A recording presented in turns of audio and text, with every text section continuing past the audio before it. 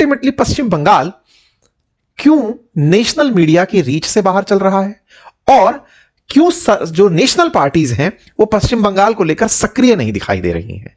ये बात मैं इसलिए कर रहा हूं क्योंकि वर्ष 2021 में जब इलेक्शन हुए थे पश्चिम बंगाल विधानसभा के, उसकी डेट को आज के टाइमलाइन से अगर मैच करके देखें तो बहुत कुछ सवाल आपके सामने स्पष्ट होते लगते हैं। सबसे पहली बात, ये 2021 की कटिंग है जो मैं आपको दिखा रहा हूं। तब 2021 में फरवरी के अंदर ही, फरवरी के आखिरी दिनों में ही इलेक्शन अनाउंसमेंट हो चुका था। आज आप जिस समय सत्र सुन रहे हैं 10 मार्च हो चुका है, लेकिन अभी तक इलेक्शन डेट अनाउंस नहीं हुई है। ऑलरेडी इलेक्शन कमीशन औसतन 10 दिन पीछे चल रहा है। अगर ये 10 दिन का पीछा है तो इसके पीछे कहीं ना कहीं या तो इलेक्शन कमीशन की तैयारी या फिर सत्तारूढ़ दल या फिर जो पार्टी यहां पर कंपीट करना चाह रही हैं उनके बीच की इच्छा शक्ति की कमी है क्या? क्योंकि इलेक्शन कमीशन को तो अपना काम बिना दलों की स्वीकार्यता के भी करना होता है। कौन चुनाव चाहता है कौन नहीं चाहता है इससे परे भी होकर करना पड़ता है। इतना ही नहीं, आप सभी ने ममता बनर्जी को पिछली बार 5 मई को चुनाव शपथ लेते देखा था। आज 10 मार्च है। 10 मार्च से 5 मई के बीच में मुश्किल से अभी 55 दिन बचे हैं। 55 दिन के अंदर इलेक्शन होने भी हैं और नए सीएम को शपथ भी लेनी है। इन 55 दिन के भीतर पिछली बार क्या हुआ था, अगर आप आंकड़ों पर नजर डालें तो पिछली बार 2021 में पश्चिम बंगाल के चुनाव 8 फेज में कराए गए थे। इस बार बड़ा इंटरेस्टिंग देखने को मिल रहा है। पिछली बार जहां 8 फेज में इलेक्शन होने थे, बीजेपी जो कि मुख्य विपक्षी दल बनकर उभरी उस इलेक्शन में, उसने अब तक की सबसे बड़ा मतलब मोस्ट प्रोमिनेंट नेशनल फिगर्स को उतारकर सबसे बड़ी रैलियों का आयोजन किया था। 40 स्टार कैंपेनर 2021 में उतारे थे। खुद प्रधानमंत्री नरेंद्र मोदी 18 रैली पश्चिम बंगाल में किए थे। अमित शाह जी 50, जेपी नड्डा जी 50, योगी आदित्यनाथ जी ने दर्जनों रैलियां की और कई स्टार कैंपेनर्स ने वहां पर डेरा जमा कर रखा था। लेकिन इस बार की जो कटिंग है, आज जो सुर्खी चल रही है वो ये कि बीजेपी खुद इस बार 2 या 3 फेज में इलेक्शन डिमांड कर रही है इलेक्शन कमीशन से। मतलब कुछ तो ऐसा है जो समझ से परे चल रहा है। 2021 में 8 फेज में आप इलेक्शन करवाए, 2026 में आज 2 या 3 फेज में ही इलेक्शन की डिमांड की जा रही है। इसके पीछे का कारण यह तो नहीं कि वन नेशन वन इलेक्शन की तैयारी में सरकार से जब यह सवाल पूछा गया था कि आप लोग पूरे देश में एक साथ चुनाव कराने की बात करते हैं लेकिन किसी स्टेट में 8 फेज में इलेक्शन कराते हैं, तो फिर वन नेशन वन इलेक्शन का क्या लॉजिक रह जाएगा? क्या नेशनल पार्टी कुछ ऐसा सेट करने के प्रयास कर रही है? सवाल बहुत सारे हैं। अगर और आप देखें तो बीजेपी ने इलेक्शन कमीशन से वेस्ट बंगाल इलेक्शन के लेकर के कहा है कि अधिकतम 3 फेज में चुनाव करवा लीजिए।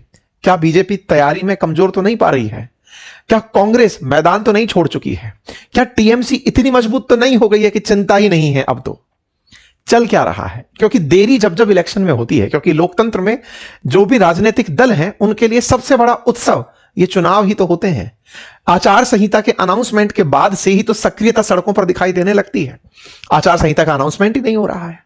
और तो और इलेक्शन के फेजेस जब ज्यादा होते हैं तो यह माना जाता है कि जिस दल को राजनीतिक दल बल के रूप में दिखना है, बड़ा बजट लेकर जिसको बाजार में उतरना है, वो ज्यादा फेजेस में इलेक्शन चाहता है ताकि ज्यादा समय तक वो मोमेंटम को बना के रख सके, ज्यादा जगह को बड़ी मैनेजमेंट के साथ, बड़ी इफेक्टिविटी के साथ मैनेज कर सके।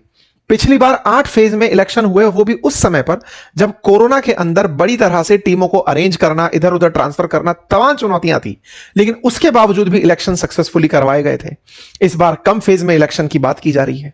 एक और विषय जिसके कारण आज का यह सत्र बना, उसके पीछे का रीजन है 2021 में पश्चिम बंगाल के बहुत से मामले ऐसे थे जो नेशनल मामले बन चुके थे, चाहे करप्शन और कट मनी का मामला हो या जो साइक्लोन एम्फॉन आया था उसके अंदर रिलीफ स्कैम का मामला हो। कई जगह पर अपीजमेंट की पॉलिटिक्स का बीजेपी ने मामला उठाया था कि आप साहब किसी कम्युनिटी विशेष के लिए काम करते हैं। बीजेपी पिछली बार बहुत सक्रिय थी। आप देखें तो अगस्त से ही, क्योंकि फरवरी 2021 में अनाउंसमेंट हुआ था, अगस्त से ही मामले नेशनल मामले बनने लगे थे। आप देखें आचार संहिता के घोषणा होने से पहले प्रधानमंत्री नरेंद्र मोदी जी जो हैं वो ममता बनर्जी पर कट मनी को लेकर के, बंगाल प्राइड को लेकर बात करते दिखाई दिए थे। आज 10 मार्च है, और प्रधानमंत्री जी का ऐसा कोई भी रूप वहां देखने को नहीं मिला। कौन सा रूप? अगर आप देखें तो प्रधानमंत्री जी ने पिछली बार जो गेटअप लिया था, हालांकि उसके पीछे वजह बताई गई कि कोरोना काल में उन्होंने कटिंग शेविंग मतलब पर ध्यान ज्यादा नहीं दिया, लेकिन वो रूप बहुत ज्यादा रविंद्रनाथ टैगोर जी से इंस्पायर्ड बताया जा रहा था, ताकि बंगाली लोग उनसे रिलेट करें, कनेक्ट कर पाए। ये ना हो कि एक गुजराती आकर के यहां पर चुनाव प्रचार करने आए हैं, कुछ उस तरह का भाव ना हो। ये सारे प्रश्न आज के समय पर बड़े प्रासंगिक बनते जा रहे हैं कि आप पिछली बार ये किए थे, इस बार क्या किए। ये वैसा है ना कि आपको अगर घर का कोई सदस्य दिखता है कि तैयारी कर रहा है किसी कंपिटिटिव एग्जाम की, यार पिछली बार तो बहुत अच्छे से पढ़ रहा था, इस बार तो एग्जाम नजदीक आ गया है, पढ़ता हुआ नहीं दिख रहा है। ज्यादा अच्छी तैयारी है कि कमजोर तैयारी है? मतलब इस बार क्या पहले से गिव अप कर दिए हो, या फिर कंफर्म है कि भैया हम तो सिलेक्शन पा ही जाएंगे, अब हमें पता है कि इलेक्शन कैसे जीतना है। ये दोनों ही चीजें इस समय बड़ा अलग तरह का माहौल बना रही हैं। ऐसे में मतलब पिछले साल की अगर हम बात करें तो बहुत से ऐसे मसले थे जो नेशनल मीडिया में छाए हुए थे, पूरी तरह से नेशनल मीडिया की सुर्खियों में पश्चिम बंगाल का इलेक्शन था। इस बार ऐसा कुछ दिखाई नहीं दे रहा है। ऐसा नहीं दिखाई दे रहा है, यही सबसे बड़ा कारण बनकर आता है, जबकि मुद्दे इस बार भी कम नहीं है। इस बार भी स्कूल रिक्रूटमेंट स्कैम 2022 में निकल कर आया था, संदेश खाली वायलेंस का मुद्दा निकल कर आया था। लेकिन अगर उस वायलेंस के मसले को भी देखें तो यह वो दौर था जिस समय एमपी के इलेक्शंस होने थे, यानी जनरल इलेक्शंस होने थे। तो बंगाल के अंदर बड़े मुद्दे निकल कर आते हैं। पश्चिम बंगाल में अभी कोई बड़ा मुद्दा निकलकर नेशनल मीडिया पर नहीं छाया है। आप में से कुछ लोग हो सकता है ये कहें कि सर वॉर के टाइम पर मुद्दा चल रहा हो, ये जरूरी थोड़ी है। लोग हो सकता है कि वॉर में ज्यादा इंटरेस्ट नहीं।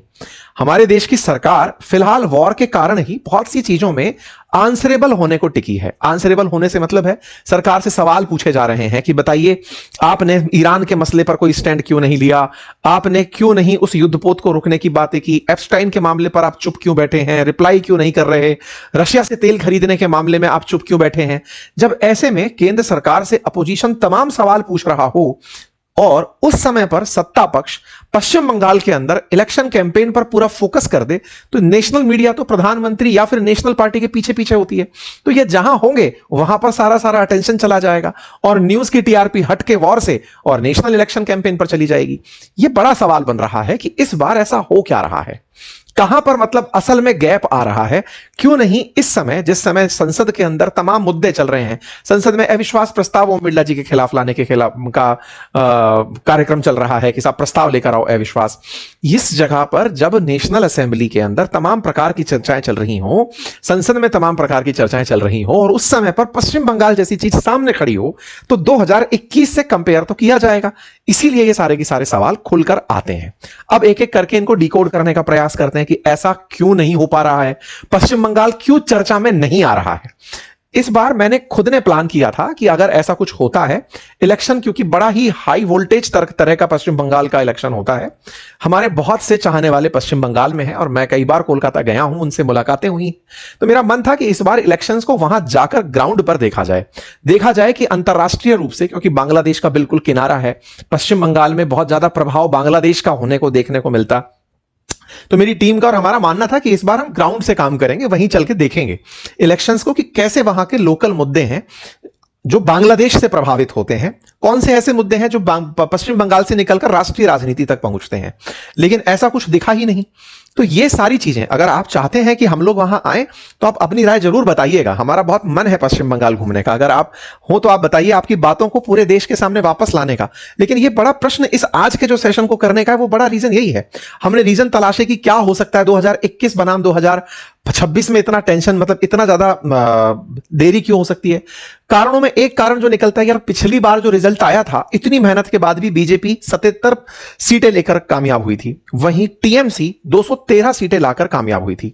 294 सीट्स हैं पश्चिम बंगाल के अंदर, 148 सीटें जो जीतेगा वो फाइनली चुनाव के अंदर सरकार बनाता है। बीजेपी काफी सारी सीटों से पीछे रह गई थी। तो क्या इस बार ऐसा तो नहीं कि पिछली बार के लेसन्स को ध्यान में रखते हुए यार छोड़ो, इस बार तो लेवल प्लेइंग फील्ड ही नहीं है। क्या कारण हो सकते हैं? तो उनमें से पहला कारण, क्या बीजेपी इस बार ममता बनर्जी को फिर से उतना ही मजबूत पा रही है? क्या वो अपने आप को नंबर 2 से नंबर 1 पर लाने के लिए जगह नहीं पा रही है? या फिर बड़ा कारण यह है कि टीएमसी के पास तो सीएम का चेहरा है, लेकिन बीजेपी के पास कोई सीएम चेहरा अभी अनाउंस करने की स्थिति नहीं है। बीजेपी वैसे भी बहुत से राज्यों में सीएम के चेहरे बाद में अनाउंस किए हैं। चुनाव पार्टी जीतती है और उसके बाद किसी पार्टी कार्यकर्ता को सीएम बनाकर बिठाया जाता है। ऐसे में पश्चिम बंगाल में लंबे समय से ममता बनर्जी पश्चिम बंगाल का फेस बनी हुई हैं और उस समय पर बीजेपी के पास आज भी कोई दूसरा फेस देने की भी स्थिति नहीं है। जैसे बीजेपी के पास बहुत से लीडर्स, जिनमें से शुभेंदु अधिकारी का नाम सबसे ऊपर चल रहा है, ये एक प्रोमिनेंट फेस है, लेकिन उनके साथ साथ सुकांत मजूमदार, समीक भट्टाचार्य, दिलीप घोष, इनके नाम भी साथ साथ लिए जा रहे हैं। मुद्दा यह है कि बीजेपी के पास लोकल लीडरशिप में कोई ऐसा चेहरा शायद नजर नहीं आ रहा है जो कि ममता बनर्जी के सामने प्रोजेक्ट किया जा सके। ऐसे में नो प्री डिक्लेयर्ड फेस के चलते बीजेपी शायद इलेक्शन अनाउंसमेंट आचार संहिता के बाद ही तत्काल प्रभाव से काम करे। साथ ही साथ कोई भी ऐसा मुद्दा फिलहाल नहीं है जो टीएमसी के खिलाफ इन्हें उग्र रूप से लाकर सामने रख पाए। ये तमाम चीजें हैं और यहां पर कुछ चीजें जो ऑब्जर्व की गई वो ये कि बीजेपी के जो कई लीडर्स हैं वो छोड़ करके टीएमसी ज्वाइन कर लिए हैं। जैसे विष्णु प्रसाद शर्मा जो बीजेपी के एमएलए हैं, जो कि कुशरगंज से आते हैं, उन्होंने हाल ही में टीएमसी ज्वाइन कर ली। तापसी मंडल जो बीजेपी की हल्दिया एमएलए हैं, उन्होंने टीएमसी 2025 के शुरुआत में ज्वाइन कर ली। तो यहां पर आप देख सकते हैं हल्दिया की जो एमएलए हैं उन्होंने कांग्रेस टीएमसी ज्वाइन करी। ऐसे ही कुरसोंग के जो एमएलए हैं बीपी शर्मा, उन्होंने साल 2026 अभी मतलब कुछ दिनों पहले ही टीएमसी ज्वाइन की है। ऐसे ही एक और नेता बीजेपी के विष्णु प्रसाद शर्मा टीएमसी के जो नेता हैं, उन्होंने मतलब 19 फरवरी को वही जो बीपी शर्मा जो है इन्होंने टीएमसी ज्वाइन की। तो टीएमसी के पास में एक नैरेटिव बनता जा रहा है कि बीजेपी यानी अपोजिशन के लोग भी सरकार जो सत्ता में है उसको ज्वाइन कर रहे हैं। ऐसे ही बंगाल के अंदर बीजेपी लीडर हैं मोतियर रहमान, उन्होंने टीएमसी को अभी 2 दिन पहले ज्वाइन किया है। तो उल्टा हो रहा है। ऐसा देखा जाता है कि जिसकी सरकार की लहर चल रही होती है उसमें जाकर के लोग ज्वाइन करते हैं। अगर टीएमसी को जाकर ज्वाइन करा रहे हैं लोग या फिर बीजेपी छोड़कर टीएमसी ज्वाइन कर रहे हैं, तो ये टीएमसी पश्चिम बंगाल के लोगों में यह माहौल भरने में कामयाब हो रही है कि हम फिर से आ रहे हैं। अर्थात इस नैरेटिव लड़ाई में तृणमूल कांग्रेस बीजेपी पर कहीं भारी पड़ती हुई दिख रही है, अभी तक जब तक इलेक्शन अनाउंस नहीं हुए हैं। साथ ही साथ में एक और मुद्दा यहां पर बड़ा बना हुआ है, वो है एसआईआर का मामला, जिसके अंदर गहन तरीके से रिवीजन किया जा रहा है चुनाव की वोटर लिस्ट का। वोटर लिस्ट के मामले में पश्चिम बंगाल के अंदर जो रजिस्टर्ड वोटर हैं उन्हें वापस से चुनाव आयोग रीचेक कर रहा है। अगर कोई ऐसा वोटर है जो मृत हो गया है, कहीं दूसरी जगह चला गया है, डॉक्यूमेंटेशन का अभाव है, तो उनके नाम हटाने, वो वहां से माइग्रेट कर गया है तो उनके नाम हटाने और नए लोगों के नाम जोड़ने के लिए एसआईआर लाया गया। तो इस एसआईआर में अभी लगभग 63 लाख लोगों के नाम कट चुके हैं। जानकारों का कहना है कि जो नाम कटे उनमें से कई ऐसे लोग भी थे जो बीजेपी के वोटर हो सकते थे। ऐसा माना जाता है कि तृणमूल कांग्रेस का पश्चिम बंगाल में मुस्लिम वोटों पर एक छत्र कंट्रोल है। उसमें कांग्रेस भी सेंधमारी नहीं कर पाती, वहां पर वाम दल भी सेंधमारी नहीं कर पाते। ऐसे में टीएमसी के वोट कटने से कहीं ज्यादा नुकसान बीजेपी को होता दिख रहा है। फिर भी ममता बनर्जी जो वोट कटे हैं उन वोटों के कटने में सबसे ज्यादा प्रदर्शन आप ही कर रही हैं। आपने लंबे समय से धरना प्रदर्शन चला रखा है। माना जा रहा है कि अभी एक लेवल और स्क्रीनिंग चल रही है वोटर्स की, जिसमें लगभग 60 लाख लोगों के नाम और कट सकते हैं। जहां 7.5 करोड़ मतदाता हूं, अगर वो लगभग 6.5 करोड़ रह जाएं तो ये जो 1 करोड़ का नंबर इधर उधर होगा, इसका असर चुनावों पर दिख सकता है। एसआईआर की फाइनल जो लिस्ट है उसी के ही इंतजार में सारी चीजें चल रही हैं। एसआईआर के अंदर वोटर्स की डिलीशन का जो मामला है, वोटर्स को डिलीट कर दिया, यह मामला पश्चिम बंगाल में बड़ा मामला बन रहा है। टीएमसी इसके खिलाफ लगातार प्रदर्शन कर रही हैं। ममता बनर्जी सड़क पर उतर करके लंबे समय से प्रोटेस्ट कर रही हैं। सीपीआईएम प्रोटेस्ट कर रही है कि हमारे वोटर्स के नाम काटे जा रहे हैं। और तो और ममता बनर्जी पिछले लंबे समय से धरना प्रदर्शन दे रही हैं अगेंस्ट एसआईआर की। जानबूझकर हमारे लोगों के नाम काटे जा रहे हैं, हमारे वोटर्स को पहचान करके नाम काटे जा रहे हैं। ममता बनर्जी लोकल्स में मिल मिल करके उन्हें यह बता रही हैं कि देखो, अगर हम गए तो फिर आपका कोई नहीं होगा। इस तरह का माहौल पश्चिम बंगाल में बनता दिख रहा है। धरने की जहां तक बात हो तो ममता बनर्जी धरना देने के लिए लंबे समय से जानी जाती रही हैं। ममता बनर्जी 1993 में धरना हंगर स्ट्राइक के कारण सुर्खियों में आई थी। उसके बाद टाटा की जो सिंगूर फैक्ट्री थी उसके खिलाफ प्रदर्शनों के कारण चर्चा में आई थी 2006 के अंदर। फिलहाल आप जब फिर से प्रदर्शनों में हैं, सड़क पर हैं, तो यह माना जाता है कि पश्चिम बंगाल में जो सड़क पर है वही राज पर है। मतलब ममता बनर्जी ने लंबे समय तक जनता से जो लोकल कनेक्ट बनाया है वो सरकार तक पहुंचने का एक बड़ा कारण बनकर आया है। ऐसे में फिलहाल वो सड़क पर ममता ही दिखाई दे रही हैं और अपोजिशन के नाम पर वहां पर फिलहाल कोई सिग्निफिकेंस दिख नहीं रहा है।